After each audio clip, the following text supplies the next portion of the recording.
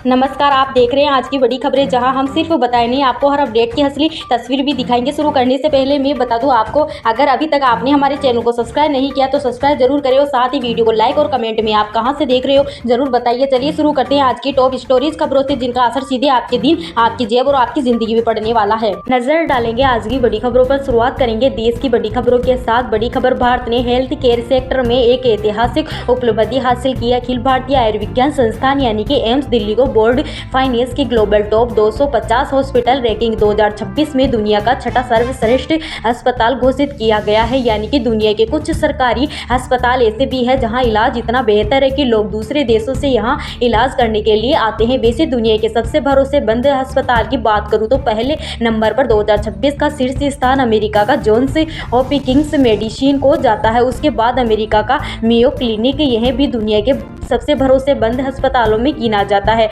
और बड़ी बात तो ये है, दुनिया में छठे नंबर पर दिल्ली का एम्स आता है। यहाँ पर भी दुनिया के विकसित देशों से लोग इलाज करवाने के लिए आते हैं।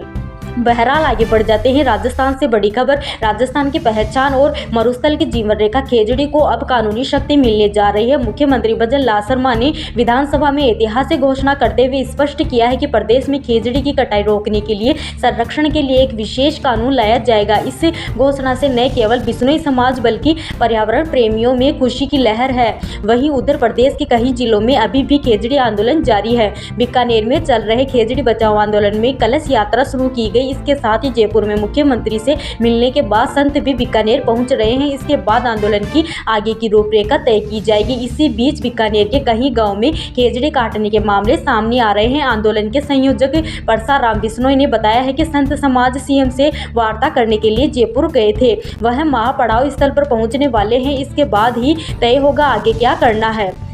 आगे बढ़ेंगे राजस्थान से। एक और बड़ी खबर, राजस्थान में 14,84,000 पेंशनर्स ने सामाजिक पेंशन के लिए अपना सत्यापन भी नहीं करवाया है। इसकी वजह से इनकी पेंशन पर संकट खड़ा हो गया। हालांकि सरकार ने अब ऐसे पेंशनर्स के लिए घर घर पहुंचकर सत्यापन करवाना शुरू कर दिया है जिन्हें सत्यापन में परेशानी आ रही है। इसके लिए सामाजिक न्याय एवं अधिकारिता विभाग ने सभी जिला कलेक्टरों को विशेष अभियान चलाकर फील्ड कार्मिकों से पेंशनर्स का भौतिक सत्यापन करवाने को पत्र लिखा है। फील्ड कार्मिक वार्षिक भौतिक सत्यापन नहीं करने वाले 14.84 लाख पेंशनर्स से मिलकर सत्यापन करवाएंगे, जिन्हें पेंशनर्स के फिंगरप्रिंट, प्रेस रिग्रेशन, आरडीएफ आदि से सत्यापन नहीं हो रहा है। ऐसी स्थिति में फील्ड कार्मिक ओटीपी के माध्यम से 100% सत्यापन करवाएंगे। विभाग के आंकड़ों के अनुसार जयपुर में सबसे अधिक 1,38,994 पेंशनर्स है जिन्होंने अभी सत्यापन नहीं करवाया है। इसी वजह से इनकी पेंशन भी अटकी हुई है।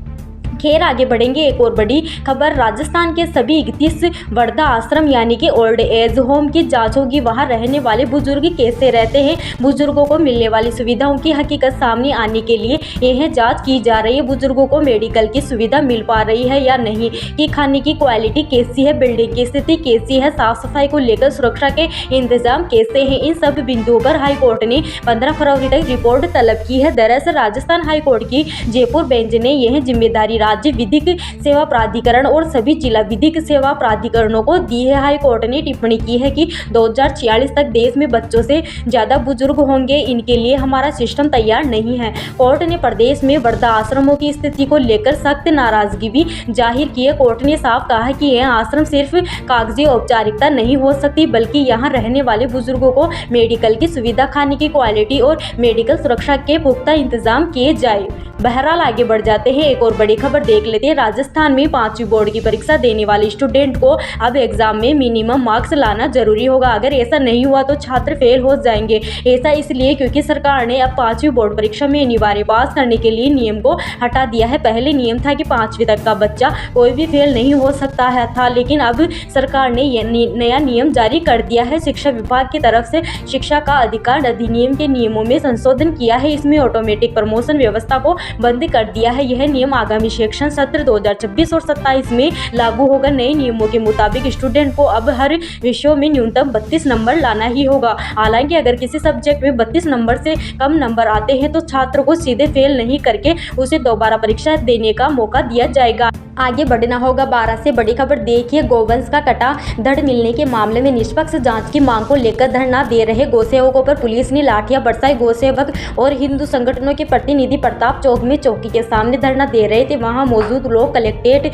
को मौके पर बुलाने की मांग कर रहे हैं। एसपी ने प्रदर्शन कर रहे लोगों को समझाया, लेकिन लोग नहीं माने। थोड़ी देर बाद अचानक पुलिस ने प्रदर्शनकारियों को लाठीचार्ज करके खदेड़ा। लाठीचार्ज में कई गौसेवकों को चोटें आई है। कुछ लोगों को पुलिस ने हिरासत में भी लिया। चित्तौड़गढ़ से भी बड़ी खबर देखिए, चित्तौड़गढ़ के लेसवा गांव के जाट समाज ने बड़ा फैसला लिया है। लेसवा गांव में जाट समाज की ब्लॉक स्तरीय बैठक का आयोजन हुआ। समाज हित को सर्वोपरि रखते हुए बैठक में कई कड़े फैसले लिए गए हैं, जिससे समाज में व्याप्त कुरीतियों को मिटाया जा सके और युवाओं को सही दिशा मिल सके। बैठक में शादी ब्याह के नियमों में भी बड़ा बदलाव किया गया है। फिजूल खर्ची रोकने के लिए समाज ने नई गाइडलाइन जारी की है, जिसमें शादी में 7 तोला सोना और 1 किलो चांदी से अधिक के जेवरात नहीं ले जा सकेंगे। आधुनिकता के नाम पर होने वाले प्री वेडिंग शूट को पूरी तरह बंद कर दिया गया है। स्टेज प्रोग्राम और डीजे के शोर शराबे में भी रोक लगा दी गई है। वहीं शादी समारोह में होने वाले बर्तनों के लेन देन की प्रथा को पूरी तरह बंद करने का फैसला किया गया है। समाज के सामूहिक मृत्यु भोज में सादगी अपनाने पर जोर देते हुए तय किया गया है कि अब मृत्यु भोज में एक मिठाई से अधिक नहीं बनाई जाएगी।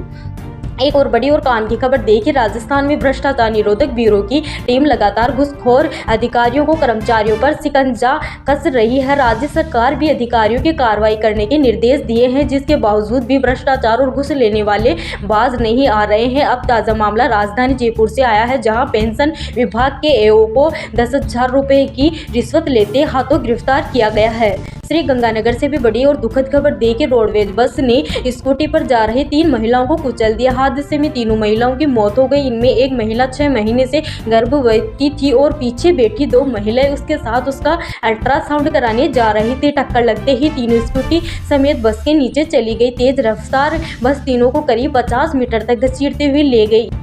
स्कूटी चकनाचूर हो गई। 2 महिलाओं की मौके पर ही मौत हो गई, जबकि गर्भवती महिला ने इलाज के दौरान दम तोड़ दिया। पाली से भी बड़ी खबर देखिए, पाली से दिल्ली के लिए रात्रिलीन ट्रेन चलाने की मांग लंबे समय की जा रही है। यह ट्रेन कहां से चलाई जाए, इसको लेकर अभी मंथन चल रहा है। वैसे ट्रेन बीलड़ी बाड़मेर या समदड़ी जंक्शन से चलाई जा सकती है। यह बात भाजपा प्रदेश अध्यक्ष मदन राठौड़ ने पाली स्थित अपने निवास पर बातचीत में कही। उन्होंने कहा है कि मेयर पाली सांसद पीपी चौधरी रेल मंत्री से मिले थे। उनसे पाली से दिल्ली ट्रेन को लेकर भी चर्चा की थी। उन्होंने जल्द ट्रेन चलाने के आश्वासन दिया है। अच्छा, बड़ी खबर यह भी देखिए, सोने और चांदी के भाव में लगातार उतार चढ़ाव का दौर जारी है। वायदा बाजार की तेजी के असर से जयपुर सराफा बाजार में सोमवार को दोनों कीमती धातुओं में रिकॉर्ड तेजी आई और जहां चांदी 8,000 रुपये की छलांग लगाकर 2,71,000 रुपये प्रति किलो पर पहुंच गई है। वहीं शुद्ध सोना भी 1,000 रुपये महंगा होकर 1,61,000 रुपये प्रति 10 ग्राम पर पहुंच गया है और 22 कैरेट यानी कि जेवराती सोना भी 1,000 रुपये की उछलकर 1,50,600 रुपये प्रति 10 ग्राम पर पहुंच गया है। और देखिए एक बार फिर 24 कैरेट सोना भी 1 लाख रुपए प्रति 10 ग्राम पर पहुंच गया है। उधर अनाज मंडियों के भाव में कोई भी विशेष उतार चढ़ाव नहीं देखा जा रहा है। बीकानेर के अनाज मंडी में मोट का भाव अधिकतम 5,550 रुपए रहा। मूंग बिका अधिकतम 8,000 रुपए। वहीं इसबगोल का भाव रहा 13,500 रुपए और बीकानेर में जीरे का भाव रहा अधिकतम 22,200 रुपए प्रति क्विंटल और बीकानेर के अनाज मंडी में गंवार का भाव रहा अधिकतम 5,280 रुपए प्रति क्विंटल। मौसम को लेकर भी बड़ी खबर आपको दे दूं, प्रदेश के कई इलाकों में अब सर्दी काफ़ी कम हो गई है, लेकिन कुछ इलाके ऐसे भी हैं जहां सर्दी अभी भी लोगों को परेशान कर रही है। मंगलवार की सुबह अलवर में फसलों पर ओस की बूंदें जम गई। सुबह सुबह कल वहां पर कोहरा भी देखा गया। बादल छाए रहे। यहाँ न्यूनतम तापमान लगभग 9 डिग्री रहा। हालांकि उधर पश्चिमी राजस्थान के जिलों में अब सर्दी काफ़ी कम हो गई है। वहीं मौसम विभाग के ताज़ा अपडेट के अनुसार अगले 1 सप्ताह में राज्य के कुछ भागों में हल्के बादल छा सकते हैं, लेकिन अधिकांश भागों में मौसम लगभग साफ रहेगा। तापमान में मामूली उतार चढ़ाव होने की संभावना है। अंत में एक और बड़ी और काम की खबर आपको दे दूं, आईसीसी ने T20 वर्ल्ड कप में भारत से मैच न खेलने पर अड़े पाकिस्तान की तीनों मांगें खारिज कर दी है। आईसीसी ने पाकिस्तान क्रिकेट बोर्ड के साथ हुई मीटिंग के बाद उसे फाइनल अल्टीमेटम दे दिया है। मीडिया रिपोर्टर्स के अनुसार 15 फरवरी को पाकिस्तान की टीम कोलंबो में भारत का सामना भी करेगी। तो यही थी प्रदेश और देश की आज की कुछ बड़ी और महत्वपूर्ण खबरें। वीडियो को लाइक करना बिल्कुल ना भूलिए और चैनल पर नए हैं तो सब्सक्राइब जरूर कीजिएगा ताकि आप अपडेट रहे बड़ी और काम की खबरों से। धन्यवाद।